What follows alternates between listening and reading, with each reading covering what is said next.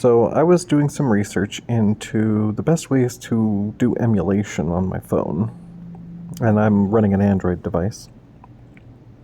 It's called a Nord, a OnePlus Nord 200.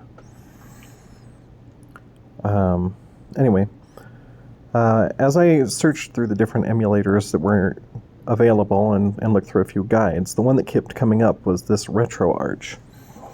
Now, what I understand from it is that RetroArch is an open source platform that can emulate a lot of different systems, and each different gaming system that it can emulate is stored in a core. And you'll need to download and install that core, and then it can emulate that particular system. So I've gone to their website and I've searched for their stable version. And the reason why I'm doing it here and not through the Play Store is that according to the developers, the core downloader is only available on the version that you get from their website, not from the Play Store version. And there's probably some legal reasons behind that, but I've gone ahead and downloaded it. Now I've got to install it. So let's go into Files. There it is.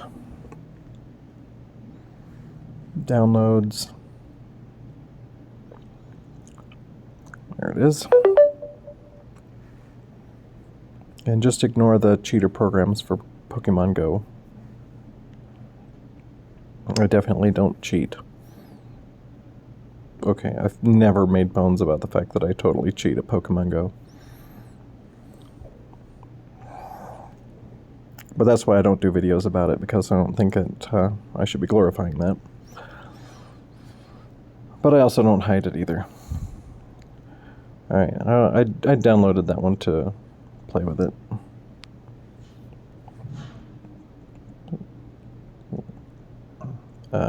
Why can't I drag that? Okay, move. Over there. Okay, so now I have RetroArch downloaded and installed. I should be able to download cores through it. Ooh, I like the font. Oh, then they changed it. Okay. The font looked very Minecrafty for a minute there, and then it loaded a higher res version. I was going to say, I love the Minecrafty font. Bring that back. That was awesome. Alright, load core, but I don't have a core.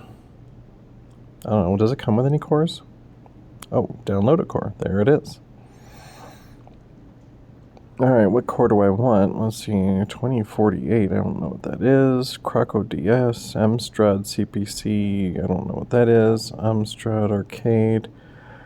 Boy, I feel like a noob staring at these. Oh, I know what MAME is. That's the Multi-Arcade Machine Emulator.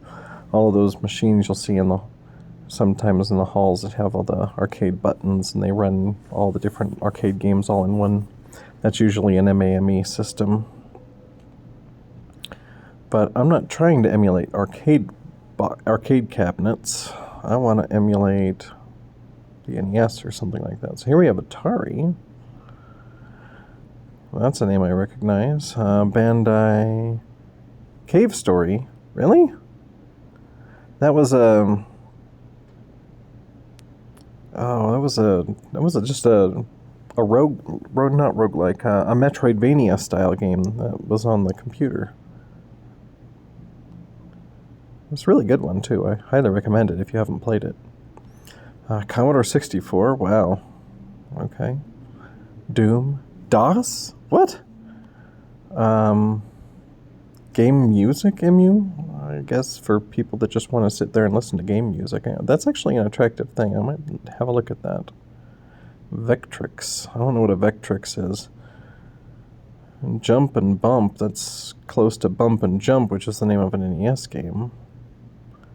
Lua Engine. Lua is the scripting language they've been using lately to do like Minecraft mods. And no, not Minecraft mods. Roblox. Roblox runs on Lua. So when you start programming your own experiences in Roblox, you'll mess with Lua. Mac, Mega Duck, I don't know, it's a Microsoft. Minecraft? Does it like emulate the Java version of Minecraft on the phone? But they already have phone versions of that Minecraft, so I don't see what the big deal is. So here's Nintendo 3DS, Nintendo DS, Game Boy, GameCube. I'm going to assume one of those Game Boys is Game Boy Advance. Maybe if I turn this. Yeah, there it goes. Alright, so Game Boy Color, Game Boy Advance, GameCube, and Wii? Really? NES Famicom, the black stepchild of the NES series, Nintendo 64, that might be a fun one to play with. Though I kind of feel like I have very little understanding of the difference between these two, well, three rather. Like, if I was going to download and emulate Nintendo 64, which one would I pick? I'd have to resort to go onto Google and ask Google what the difference is. I don't know what a Pokemon Mini is. It'd have to be like a keychain game or something. Super Nintendo, yes, definitely. But there's a whole bunch of them here, and it's... I guess accuracy is make it work like the old system. Balanced is kind of a between accurate emulation and making it work really nice on a phone, taking advantage of the phone's best hardware, and performance just going straight for performance and frame rates. That's a guess, total guess on my part. Let's see, but there's, and now we have the others for Mercury. I don't know what a Mercury is. There's NES 9X, which is that other thing I downloaded, but that was more of a just the one thing, whereas this has all of them. Oh my gosh, there's a lot of them. Virtual Boy, wow. I remember when those came out, and everybody was like, "Ah!" And then I tried one in the mall, and it's like, this is garbage. Quake Engine, Rick Dangerous, Scum VM? Where have I heard that before? It sounds very familiar. Sega, Neo Geo, PlayStation, really? Ooh. Maybe I can put Twisted Metal on this thing. That would be sweet. Tomb Raider, and Wolfenstein 3D. Well, that's a lot of stuff. So let's say my favorite game is on the Super Nintendo, and it's called Stunt Race FX. So let's see if we can get that running. So let's go back to Nintendo, Super Nintendo. I don't know the difference between BSNES 2014 and Mercury. So I'm just going to go with BSNES 2014 for purely no reason except I got to guess one of them. And let's pick the performance one. Core installed, okay. Well, I don't have the ROM on my phone yet. Load content. Oh, but I don't have any content. Maybe I should have prepared a little bit before this video. History, online updater, netplay information, so quit RetroArch config file.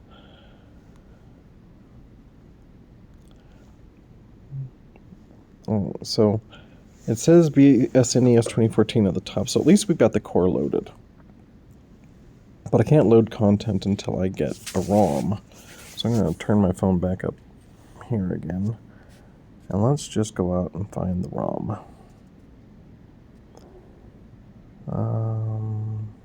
SNES ROM. And the name of the cartridge is Stunt Race FX.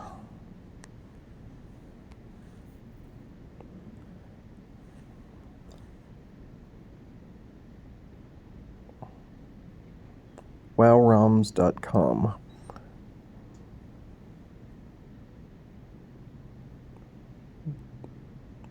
No.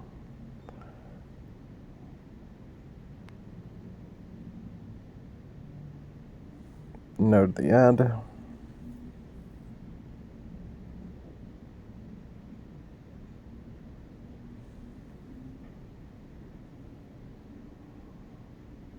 There's the download.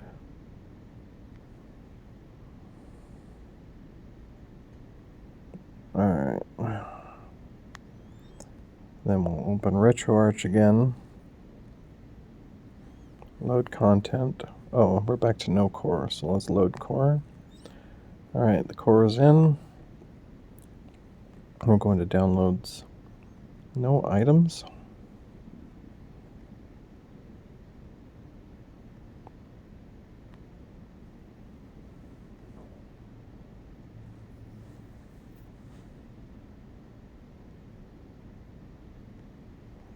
Let's turn off the filters.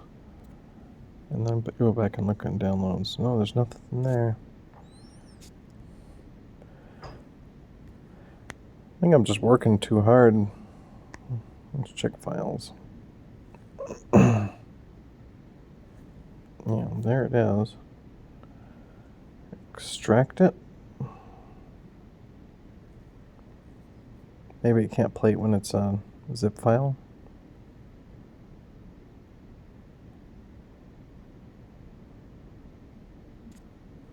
I don't know.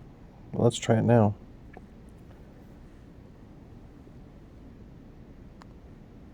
Anything in downloads? Nothing. Parent directory.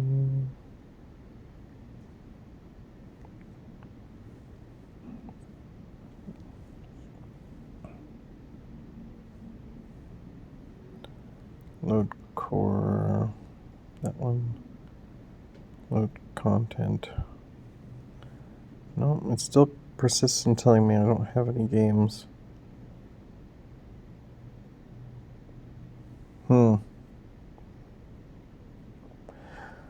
Well, I'll put this video up on the internet, and the fact that I wasn't able to figure it out quickly should be a warning to anybody taking this path, and possibly feedback for the developer to make it a little easier.